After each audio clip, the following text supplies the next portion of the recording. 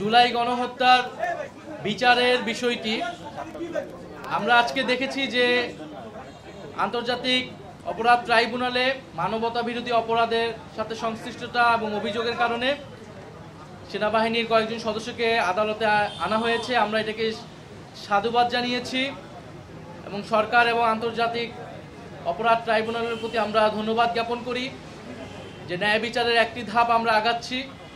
কিন্তু এর পাশাপাশি ইন্টারন্যাশনাল ক্রাইম ট্রাইব্যুনালের পাশাপাশি সারা দেশে যে মামলাগুলো হয়েছে জুলাই শহীদ পরিবারদের পক্ষ থেকে, আহতদের পক্ষ থেকে, সেই মামলাগুলোর বিষয়ে সরকারের কি পদক্ষেপ? আমরা দেখতে পাচ্ছি পত্রিকায় যে জামিনে আসামিরা ছাড়া পাচ্ছেন এবং তারা শহীদ পরিবার এবং আহতদেরকে হুমকি দিচ্ছে।